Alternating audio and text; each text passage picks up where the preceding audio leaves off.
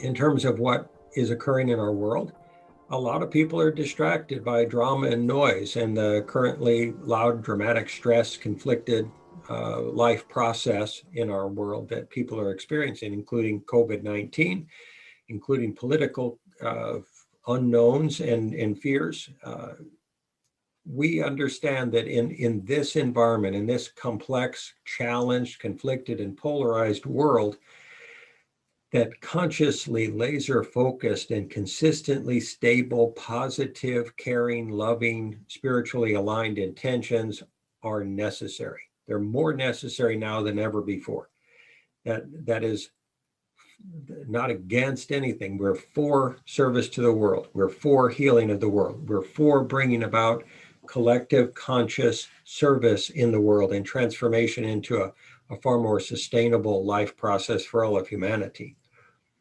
Our global and collective pain and detrimental developmental dynamics have not had an effective influence on our global systems of reconciliation, meaning the current modes of competition in the world, polarization, misinformation, are not supporting ongoing conscious collaboration or resolution of our conflicts. They're like throwing gas on a fire currently.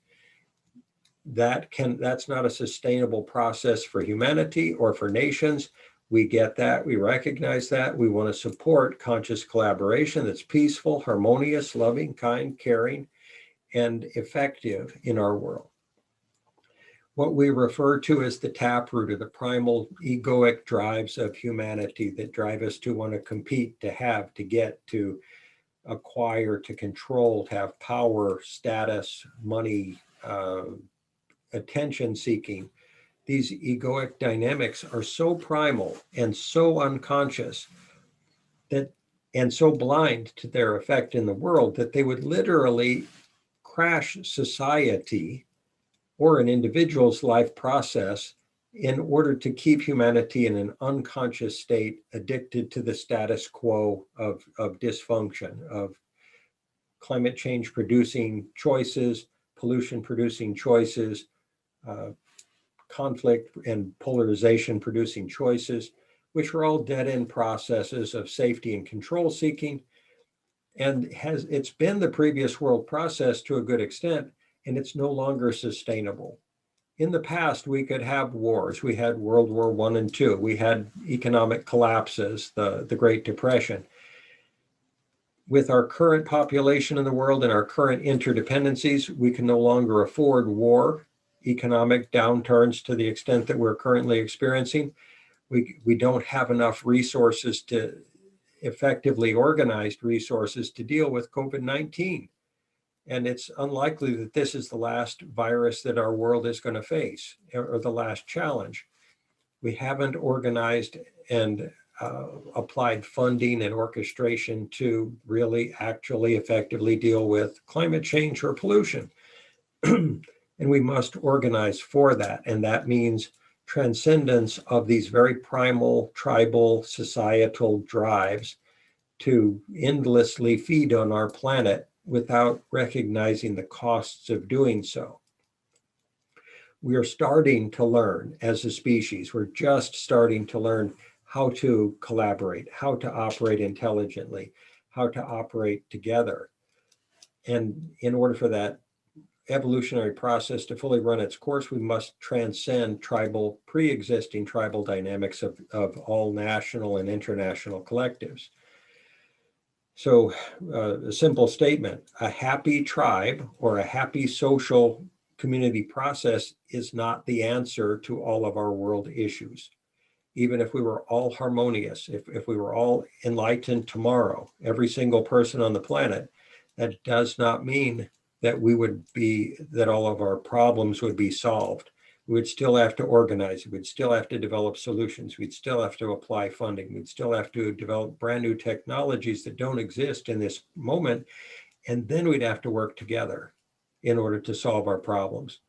So even if we somehow brought peace and harmony to every single person in the world, that would be the beginning of the hard work.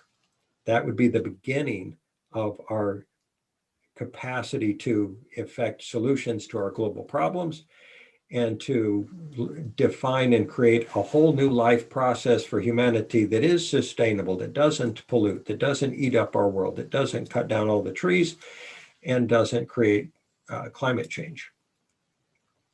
So a happy ego identity is still an unconscious ego identity. And an unconscious ego identity process or tribal process will not get us out of the rut that we're in as a species these days. Consciousness will, wisdom and discernment will, loving, caring, conscious collaboration will achieve those goals because it will allow us to work together. If we remain in competitive dynamics and trying to feed on each other as nations, or try to destroy each other, or just undermine each other's activities, then we will reap the very meager benefits that such an approach and strategy will produce, and also pay for the costs. Existing social and tribal dynamics have been in the past delivery systems for continued unconsciousness. These tribal dynamics and social dynamics have simply created more unconsciousness, more polarization, more drama, more distraction from maturely dealing with our global problems. And so we are and will continue to develop the social movement engine delivery system, which is designed to deliver consciousness, as well as collaborative capacity, as well as technological and social solutions simultaneously. The WSS team of teams are sovereign and collaborative at the same time. By sovereign, we're saying when someone becomes conscious enough, they're no longer entrainable by the tribal collective. They don't get lost in drama. They don't get triggered into fear states. They don't lose their capacity to constructively collaborate and consciously collaborate and do all of that at the same time, effectively and efficiently. So we're attempting to ensure that these capacities of conscious collaboration are modeled, are generated, and trained into humanity on a global scale, if at all possible. And the last item on this list, the WSS operates from no fixed approaches, meaning a lot of institutions and organizations create defined processes, protocols, and modes of operation that are not evolvable. They're not transformable. They don't change with the state of the world around them. Therefore, they can't stay ahead of the change curve of the human process. The WSS is being designed to constantly evolve, constantly transform, constantly become more conscious, constantly become better informed in terms of its team of teams process and its strategies that it applies. And the WSS does and must continue to operate in these constantly transformational ways. Otherwise, we would become fixed at some point and incapable of evolving at the speed of or ahead of the human collective. Thus, how could we serve humanity? This means that all of those that collaborate with us must choose to be self-accountably effective and intentional in their process to step up and literally endure and contribute to this transformational process. What we mean by that is this: change is scary. Change brings with it a degree of stress. Transformation of consciousness does the same thing. Through the WSS process, we attempt to minimize transformational stresses, reduce fear, stress, or anxiety in all collaborating participants in the team of teams, and foster this evolution of consciousness all at the same time. And this strategy is constantly evolving.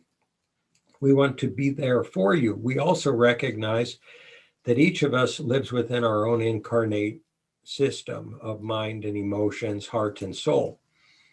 And that we must be self-accountably, self-regulating to some degree in that process. So we will help you with any stresses that occur in your systems. And we also appreciate your willingness to endure transformational change and the stresses of the learning process, because it is accelerated beyond what's occurring in the rest of the world.